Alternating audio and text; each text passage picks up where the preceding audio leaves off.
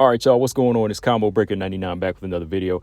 All right, y'all, so last time I talked about this fight, it was still in the works, but, had a bunch of other fights to talk about. So just so y'all know, I wasn't ignoring this one, but just so y'all know, it's going down. This one's an official fight now. Not only is it official, but it's a main event for March 23rd. We got Amanda Ribas taking on Rose Namajunas, and this fight is at flyweight. I think we pretty much all knew that, right? It was going to be at 125, even though, Ribas is like a part-time strawweight, flyweight. Rose Namajunas has pretty much made it clear that her goal is going to be flyweight at this point, right? So, yeah, we got this matchup. It's lined up, and, yeah, it's a main event. I'll talk about my thoughts on that here in a minute. But as far as how this fight goes, this one here is going to be interesting, man, because I was looking more so towards seeing her rubber match with Andrade. I was kind of in that mind frame, to put Rose on 300. That would be a nice, she would be a nice addition to that card, with like the other known fighters like Wei Lee and Andrade and Holly Holm, right? I thought that would have been good to put her up there to fight in that rubber match. But now that I look at this matchup here, this is a good matchup. This is a good matchup right here. You got, like I said, both fighters trying to move up and make themselves known, and they're trying to go for gold at 125. And to me, they kind of have similar frames, you know what I mean? Like Rose, she's more long and lean. Ribas does have a little bit more muscles, but she's also kind of long and lanky. They kind of have that similar frame. So, it doesn't seem like this is going to be a fight where Rose is stepping out of her comfort zone. Like, this is the fight. Honestly, this is the fight that Rose should have been taking on. Like, even Rose should have made that known, like, yo, I'm moving up in weight. She let her ego get to her. Let me say that. Rose let her ego get to her, because if she wanted to move up to 125, they should have gave her somebody that was also moving up to 125, or somebody that was not too big. I mean, Manon, even though Manon is a striker, like, you could see the strength difference there and the size difference. Even like whenever Rose was trying to go in for takedowns, that wasn't a good fight. That was not a good fight or a good matchup for Rose. Like, Rose needed to fill out in this weight, and now she's taking the right approach. Amanda Ribas, she's a physically strong flyweight. She puts on a lot of pressure. I think she's a lot more durable at 125. She has some I'd say she has some pretty decent hands as far as how she likes to get down. She'll go in there and throw. And the one thing about her is that pressure. And knowing that this is a 5-round fight, even though I don't know if it'll go 5 rounds, I think Amanda Ribas has that type of dog in her to really push Rose. And we'll see how strong Rose is now at this weight. But like I said, this is the type of fight that she should have had as far as trying to grow into this division. Somebody that was going to test her strength and even test how her movement was going to be. Like, you don't fight one of the top level strikers that's huge at 125, right? You fight somebody that's moving and they're going to put pressure on you, but at the same time, they don't bring that type of striking threat to you. Ribas is not a striking threat like Manon was. So, yeah, this one's much better for Rose. But, yeah, just looking at Ribas's record, too, man, like, I was just kind of looking back at it. Like, over the past 2 years, man, I got to give Ribas a lot of credit. She's been fighting names, man. She's been fighting names. She's fought.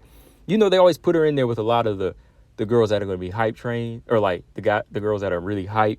And she's been the one to kind of derail hype train. So I got to call Ribas that derailer. She's fought Mackenzie Dern. She handed Mackenzie Dern her loss.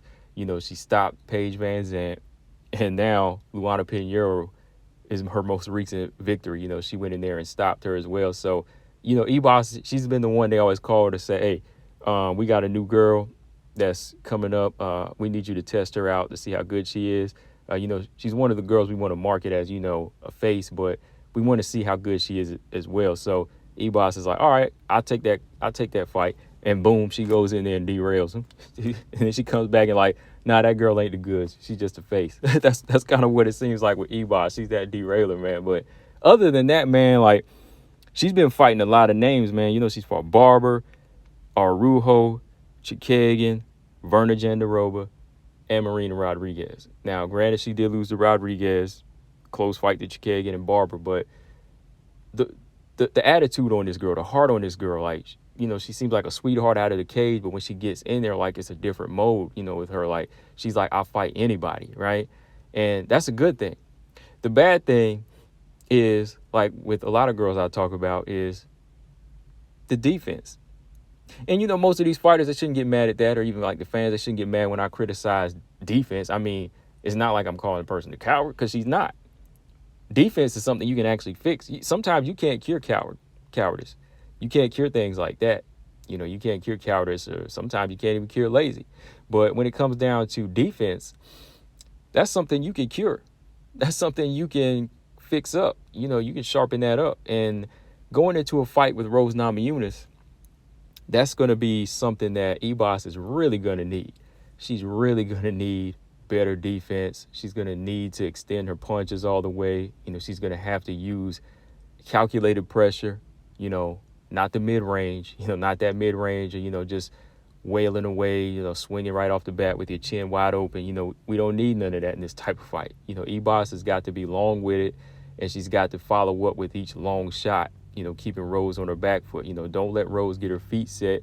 Don't keep it in the center. She's got to be calculated with her pressure, but she also has to be smart about the shots she's choosing. You just can't let 2-3 shots go with your chin wide open. Macy Barber showed her that. Verna Jandiroba showed her that in that fight, even though she won that. She about put Ribas down with the right hand. So fighters that have solid striking are her worst nightmare. Ask Marina Rodriguez. Marina Rodriguez about stopped her 2 times in one fight. So Ribas has got to be on her game in this fight.